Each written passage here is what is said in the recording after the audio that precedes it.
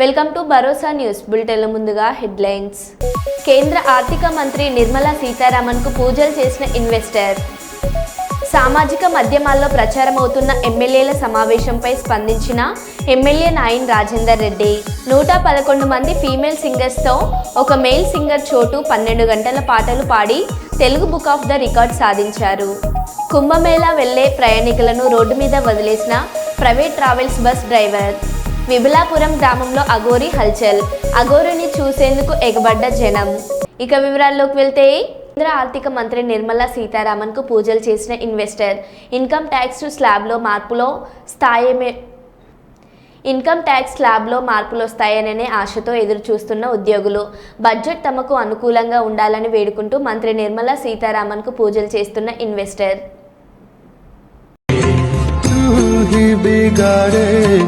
तू ही संवारे, तू ही बिगाड़े, तू ही संवारे इस जग के सारे काम तेरा मेरा तेरा मेरा।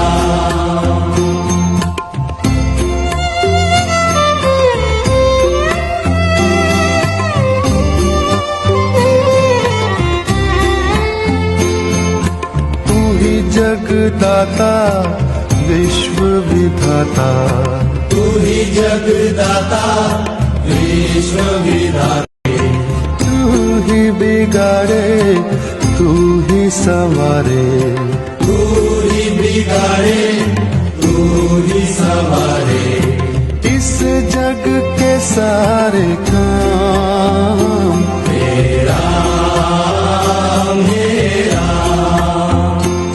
तेरा मेरा।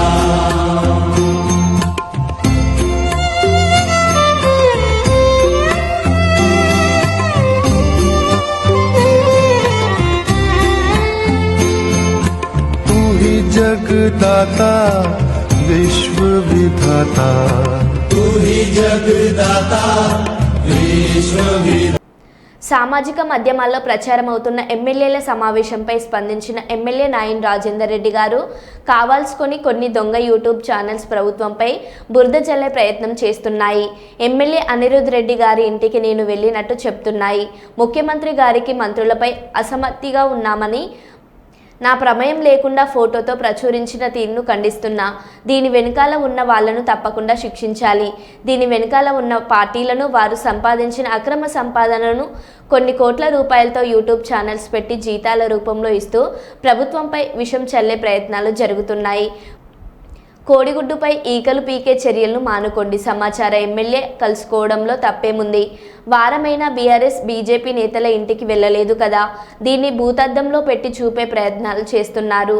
ఈ విషయంపై సమగ్ర విచారణ జరిపి కారకులను శిక్షించాలని ముఖ్యమంత్రి గారికి లేఖ రాసిన ఎమ్మెల్యే నాయిన్ రాజేందర్ రెడ్డి ఆధారాలు లేకుండా చూపించిన కొన్ని యూట్యూబ్ ఛానల్స్పై కోర్టు ద్వారా పరువు నష్టం దాఖలు వేస్తున్నానన్నారు. మెయింటైన్ చేస్తున్నారు. ఆడికి మేము పోయినామా చూపించండి, ఫోటో ఉంటే చూపించండి, రాజకీయ జీవితం వదిలిపెడితే ఆడికి పోయినట్టయితే. అయినా పోయిన వాళ్ళు ఏమైనా టీఆర్ఎస్ అని ఇంటికి పోయినా, లేకపోతే బీజేపీ ఇంటికి పోయినరా? పోతే ఏమైనా పోతే నలుగురు పోవచ్చు, ఎవరైనా పోతే కూడా దానికి కాంగ్రెస్ పార్టీ వాళ్ళ ఇంటికి పిలిస్తే భోజనానికి పోతే, లేకపోతే ఇంకా చర్చించుకోవడానికి పోతారు.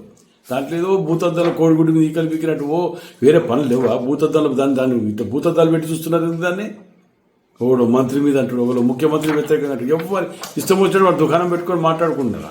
మీ పాపులారిటీ గురించి మీరు కనుక చేసుకొని మా క్యారెక్టర్ అసెస్మెంట్ చేస్తే నేను తప్పకుండా వీటి మీద ఇన్ఫర్మేషన్ షూట్ వేస్తున్నా.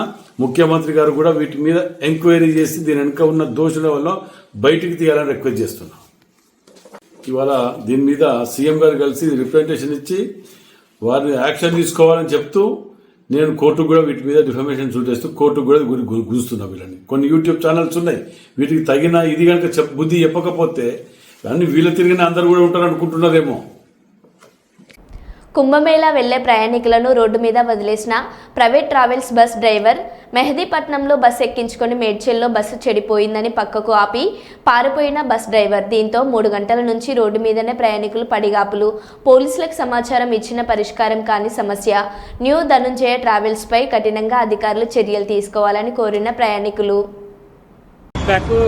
టికెట్ బుక్ చేసుకున్నాను. 6,300 పడింది హైదరాబాద్ టు ప్రయాగ్రాజ్. నేను ఒక 4 days నుంచి చూస్తున్నాను నా వీళ్ళది ఆన్లైన్లో ఎట్లా బుక్ అవుతుందని. 18 సీట్ బుక్ అయినాయి, మిగిలిన ఏం బుక్ కాలేదు. వేరే బస్సులలో కూడా అట్లా 18, 10 అట్లా బుక్ అవుతున్నాయి. వీళ్ళు ఏం చేస్తున్నారు, అన్ని కలిసి క్లబ్ చేసేసి ఒక బస్సులు వేసి అందరినీ తోలిస్తున్నారు.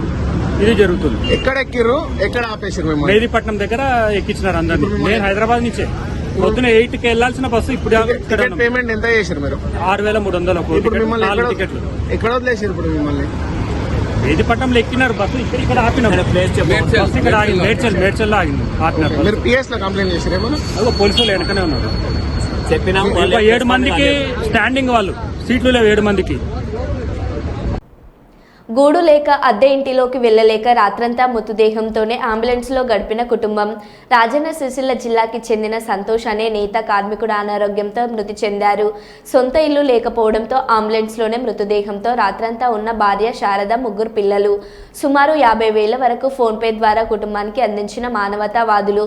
డబుల్ బెడ్రూమ్ ఇల్లు అందించి అన్ని విధాలుగా ప్రభుత్వం తరపున నియోజకవర్గం ఇన్ఛార్జ్ కేకే మహేందర్ రెడ్డి.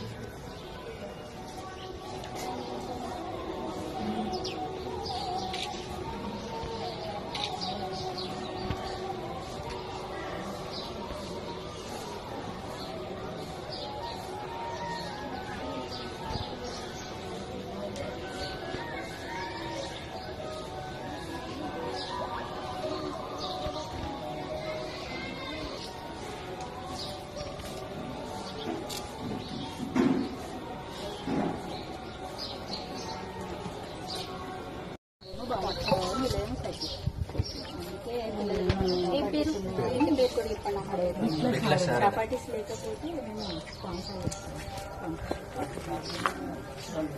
గవర్నమెంట్ తెలియమని కూడా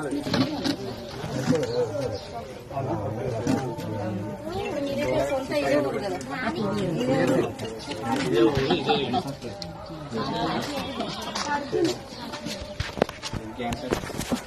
కదా.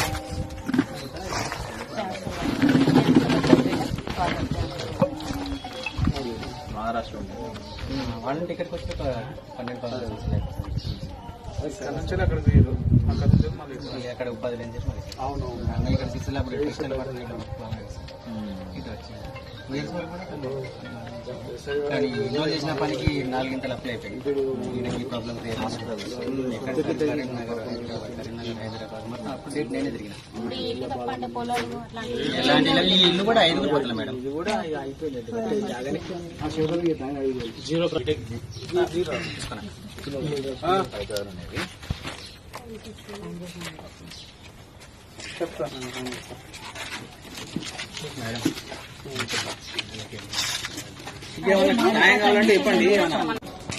ముస్తాబాద్ ప్రజాప్రతినిధులందరికీ కూడా చేతులు జోడించి నేను వేడుకునేది ఏంటంటే, చనిపోయిన మా పెద్దనాన్న కొడుకు, మా అన్నయ్య ముగ్గురు పిల్లలు, 2 అమ్మాయిలు, 1 అబ్బాయి.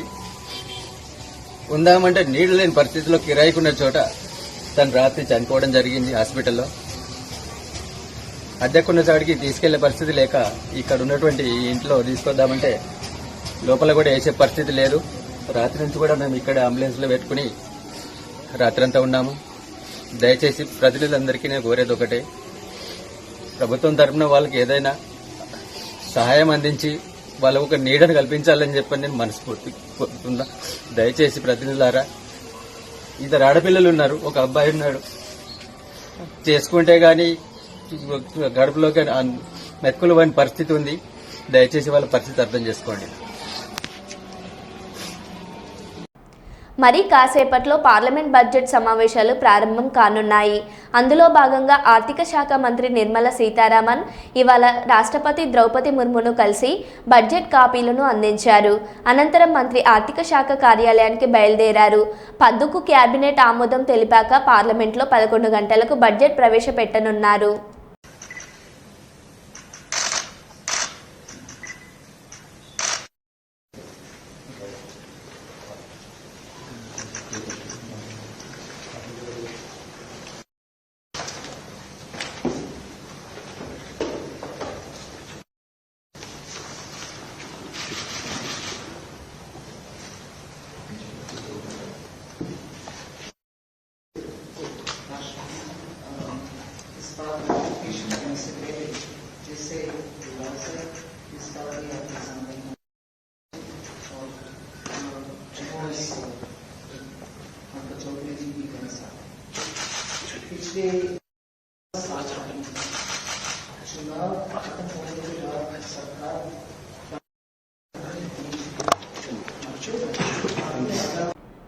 ప్రయాగ్రాజ్లోని మహాకుంభమేళ ఉత్సవాలకు హాజరు కాబోతున్న భక్తుల సౌకర్యార్థంగా 364 ప్రత్యేక రైళ్లను అందుబాటులోకి తీసుకెళ్తున్నారు.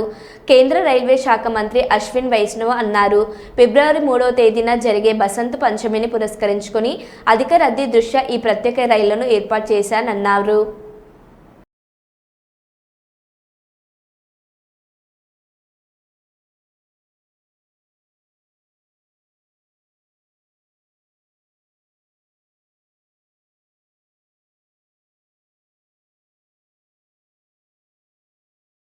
तो श्रद्धालु भक्तजन आए हैं, उन सब के रेलवे की सर्विसेज के लिए कल करीब 364 ट्रेन्स चली है इवैक्यूएशन की.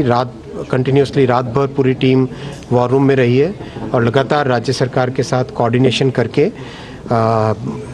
इससे करीब 12 लाख से अधिक श्रद्धालुओं को रेलवे के माध्यम से अपने गंतव्य स्थान तक पहुंचाया गया है.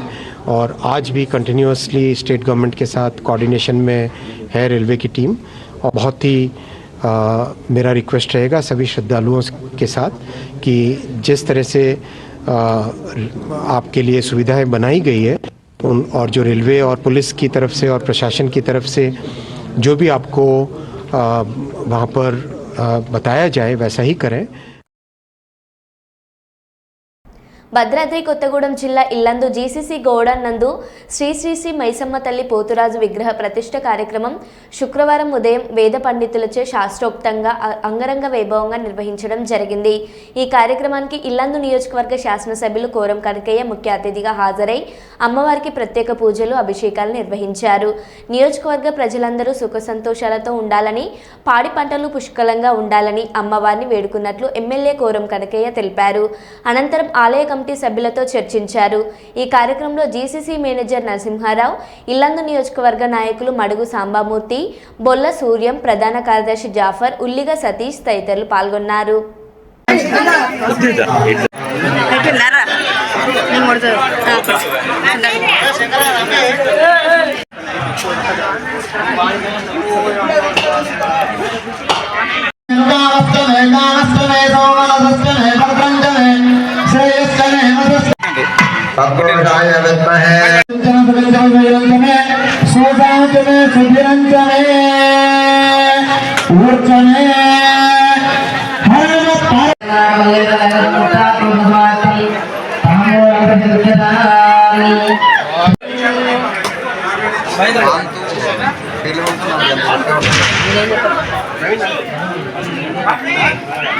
కోరుతున్నాము.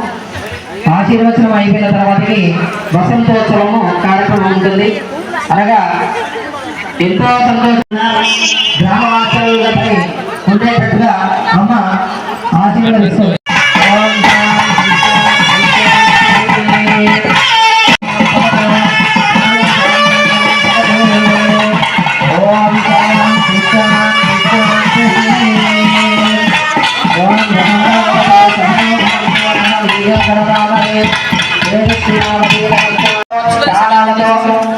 వేదాలతో అందరూ బొట్టు ఒక టైం ఉంటుంది ఇక్కడ రాలే పరిస్థితి.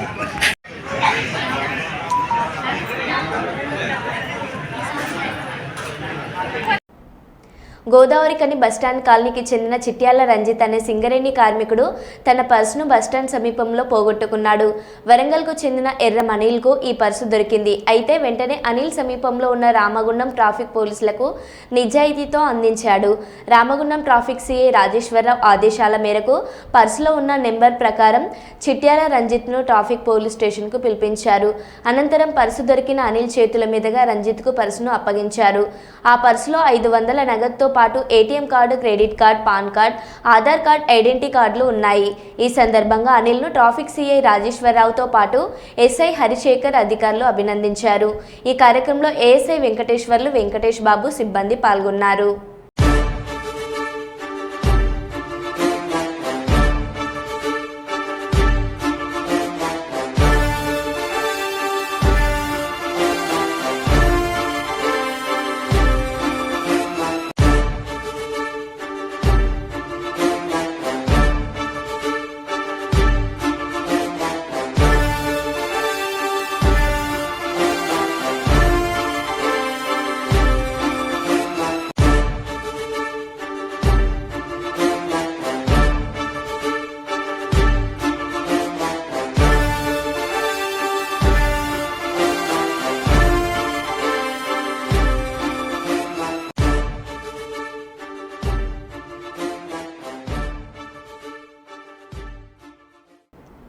గతంలో నేటి ముఖ్యమంత్రి చంద్రబాబు నాయుడు ఎస్సీ రిజర్వేషన్కు అండగా నిలిచారని సర్వజన ఐక్యవేదిక వ్యవస్థాపకులు ఎంఆర్పీఎస్ రాష్ట్ర నాయకులు పేరపోగు పెద్ద లక్ష్మణ తెలిపారు.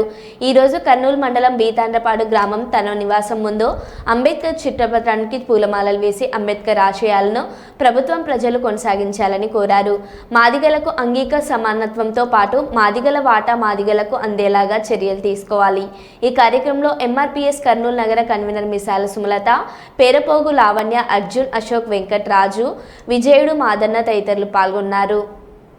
మరి ఢిల్లీ వరకు, మరి గల్లీ నుంచి ఢిల్లీ వరకు మోగే విధంగా మన యొక్క కళా సాంస్కృతిక విధానాన్ని పెంపొందే విధంగా మన యొక్క గళాన్ని వినిపించాలి డప్పుల మోత ద్వారా రాష్ట్ర ప్రభుత్వాలకు కూడా అని చెప్పేసి కూడా మేము కోరుతున్నాం. మాదిగ జాతి యావత్తు ఇంటింటికో డప్పి పట్టుకొని కదలాల 7వ తారీఖున అని చెప్పేసి కూడా మేము పిలుపునిస్తున్నాం.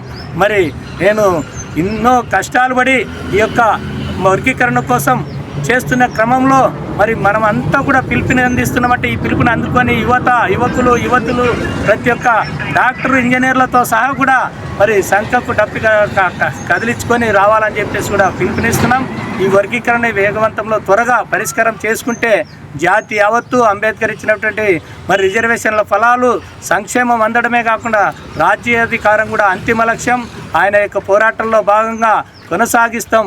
ఖచ్చితంగా మాకు చంద్రబాబు నాయుడు కూడా గతంలో అండగా ఉండి 4 సంవత్సరాలు మరి అమలు చేశారు. మాదిగ రిజర్వేషన్ పోరాట సమితి వ్యవస్థాపకులు మందాకృష్ణ మాదిగ గారి నేతృత్వంలో ఏర్పడినటువంటి ఎంఆర్పిఎస్ పోరాటం మాదిగ దండోరా ఈదిమూడు గ్రామం నుంచి మొదలుకుంటే 20 మంది యువకుల చేత ఏర్పడినటువంటి మహోత్తరమైనటువంటి సామాజిక ఉద్యమం నేడు మాదిగలకు మరి ఆణిముత్యమైనటువంటి మందకృష్ణ మాదిగ గారికి మరి పద్మశ్రీ అవార్డు రావడం అనేది చాలా మరి అరుదు కాబట్టి మా మాదిగల్లో కూడా మొట్టమొదటిగా ఆయనకు రావడం అనేది చాలా హర్షించదగ్గ విషయం. అయితే ఈ క్రమంలో మాకు మాదిగలకంటూ ఆయన ఎక్కుపెట్టినటువంటి పోరాటానికి మేమంతా కూడా కృషి వలులుగా ఎన్నో ఏండ్లుగా మా జీవితాలను త్యాగం చేసి అన్నతో పాటు మేమంతా కూడా వర్గీకరణ కోసం ఎన్నోసార్లు జైళ్ళు, బాధలు, లాఠీ దెబ్బలు అన్నీ కూడా మరి సహించి మేము పోరాట వీరులుగా మేము మాదిగ జాతి భావితరాలకు మరి వాళ్ళకంతా కూడా మేము చేస్తున్నటువంటి ఉద్యమ ఫలితాలు, రిజర్వేషన్ల ఫలితాలు, అంబేద్కర్ ఇచ్చినటువంటి మాకు పొందుపరిచినటువంటి రిజర్వేషన్ల ఫలాలు ఈ ఎస్సీల్లో ఉన్నటువంటి 59 కులాలకు ఉపకులాల్లో ఉన్నటువంటి వారికి కూడా న్యాయం చేకూర్చే విధంగా అన్నగారు చేస్తున్నటువంటి మహోత్తర ఉద్యమం మరి ఇప్పుడు ఈ స్థాయికి సుప్రీంకోర్టు నుంచి కూడా మనకు న్యాయం జరిగే విధంగా పోరాటం కొనసాగింది. మరి ఎన్నోసార్లు కూడా మనకు న్యాయం జరగాలని చెప్పేసి గతంలో ఉషా మెహ్రా కమిషన్ మరి ఇంతకుముందు కూడా మరి అన్ని వివిధ కమిషన్ల పేరు మీద కాలయాపన జరుగుతుంది కాబట్టి ఇప్పుడు కూడా ఏకసభ్య కమిషన్ మరి రాజీవ్ రంజన్ మిశ్రా కమిషన్ని ఏర్పాటు చేసి మన జిల్లాకు కూడా పంపించడం జరిగింది. కలెక్టరేట్ నందు కలెక్టర్ దగ్గర సమక్షంలో అందరి యొక్క మరి ప్రజా సంఘాల సమక్షంలో మరి యొక్క కమిషన్ నివేదికలు తీసుకెళ్ళింది. మరి ఇంకా నెల 45 రోజులు కావాలని చెప్పేసి కూడా కాలం గడుస్తూ వస్తుంది. మరి కాలాన్ని కోరడం అనేది సమయాన్ని తీసుకుంటూ కాలం వృధా అవుతుంది. ఇప్పటికే డిఎస్సి అయితేనేమి, విద్యా ఉద్యోగ సంక్షేమ పథకాల్లో అయితేనేమి మాదిగలు వేచి చూస్తున్నాడు వర్గీకరణ కోసం. మరి దీన్ని వేగవంతం చేసి ఇప్పుడున్నటువంటి రంజిత్ పాషా కలెక్టర్ గారు కూడా దీన్ని వేగవంతం చేసే విధంగా నివేదికలు మరి మన ప్రియతమ ముఖ్యమంత్రి వర్యులు నారా చంద్రబాబు గారికి పంపించాలని చెప్పేసి కూడా కోరుచున్నాం. మరి అంతేకాకుండా ఈ కమిషన్ పేరు మీద కాలయాపనలు జరగకుండా తక్షణమే మాకు న్యాయం చేకూర్చాలని చెప్పేసి కూడా మాదిగలు యావత్తు మొత్తం మరి ఈ యొక్క వర్గీకరణ పైన ఆధారపడి మన యొక్క ఉపకులాలు కూడా వేచి చూస్తున్నాయి. ఈ వర్గీకరణ ఎప్పుడా అని చెప్పేసి ఈ రాష్ట్రాల వారీగా, జిల్లాల వారీగా విభజన ఏబిసిడీలుగా జరిగితే తక్షణమే మాకు ఉద్యోగాల్లో కానీ విద్యా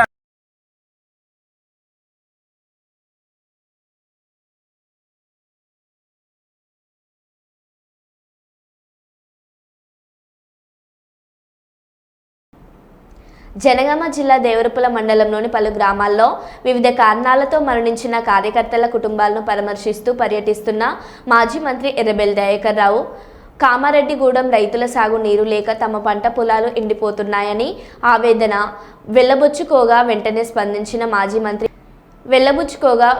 స్పందించిన మాజీ మంత్రిపై అధికారులకు ఫోన్ చేసి ఇక్కడి సమస్యను తెలియజేసి దేవాదుల నీటిని విడుదల చేసి రైతులకు న్యాయం చేయవలసిందిగా కోరటం జరిగింది. దానికి స్పందించిన అధికారులు 2 రోజుల్లో దేవాదుల నీళ్లు వస్తాయని చెప్పడంతో రైతులు సంతోషం వ్యక్తం చేయడం జరిగింది. ఓకేనా? నీ మీద మరి హామీ ఇస్తుంది అందరికి. నీళ్ళు ఎల్లుండి ఇస్తావు కదా?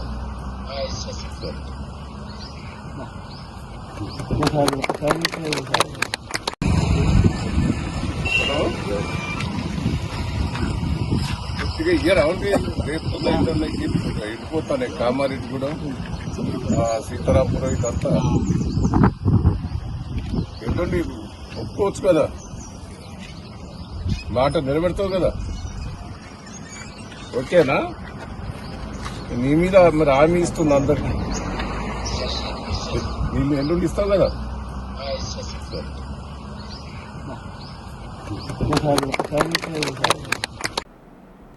ఏజెన్సీ ప్రాంతంలో 1/70 చట్టంపై రాష్ట్ర ప్రభుత్వ వైఖరి ఏమిటో స్పష్టం చేయాలని, అలాగే గిరిజన ప్రజలకు అయ్యన్న పాత్రుడు గారు క్షమాపణ చెప్పాలని కోరుతూ పార్వతీపురం మాన్యం జిల్లా కోమరాడ మండలం పెద్ద శాఖ గ్రామంలో శుక్రవారం రాత్రి ఆదివాసీ గిరిజన సంఘం ఆధ్వర్యంలో గిరిజన విద్యార్థులతో కలిసి నిరసన కార్యక్రమం చేయడం జరిగింది. ఈ నిరసన కార్యక్రమాన్ని ఉద్దేశించి ఆదివాసీ గిరిజన సంఘం మండల నాయకులు మధు కైలాస్ మరియు సిఐటియు నాయకులు కొల్లి సాంబమూర్తి మాట్లాడుతూ 1/70 చట్టాన్ని కేంద్ర ప్రభుత్వం ఆదివాసీ భూములకు రక్షణ కల్పించే ఈ చట్టాన్ని పగడ్బందీగా అమలు చేయాలని కోరారు. ఈ కార్యక్రమంలో మధు కైలాస్, రమేష్, స్వామి నాయుడు తదితరులు పాల్గొన్నారు. శుక్రవారం రాత్రి పెద్ద శాఖ గ్రామంలో నిరసన తెలియజేస్తున్న ఫోటో నాయకులు మాట్లాడుతున్న వీడియో చూడగలరు. విధంగా 1/70 చట్టాన్ని సవరించాలని చెప్పి శాసనసభ స్పీకరు అయ్యన్న పాత్రుడు గారు 27 తేదీన మన విశాఖపట్నం వచ్చిన టూరిజం సందర్భంగా చెప్పడం చాలా ఆశ్చర్యప్రదంగా ఉందని చెప్పి తెలియజేస్తున్నాం. ఈరోజు అయ్యన్న పాత్రుడి మాట ఇన్న తర్వాత గిరిజనులందరూ కూడా చాలా మానసికంగా ఇబ్బంది పడే పరిస్థితి ఉంది. ఈరోజు 1/70 చట్టం 1970లో ఆదివాసీ గిరిజనులు ఎన్నో పోరాటాలు చేసి సాధించుకున్న చట్టాన్ని ఈరోజు గిరిజనుల హక్కుల కోసం గిరిజనుల హక్కులను కాలరాసే విధంగా ఈరోజు ఆయన మాటలు తీరుందని చెప్పి తెలియజేస్తున్నాం. కాబట్టి ఇలాంటి సందర్భంలో గిరిజనుల హక్కులను కాపాడే 1/70 చట్టాన్ని పగడబందిగా అమలు చేయాలి. అలాగే చేసే చట్టాన్ని అమలు చేయాలి. జీవో నెంబర్ 3ని అమలు చేయాలి. మరో బులెటిన్లో మళ్ళీ కలుద్దాం. Stay tune.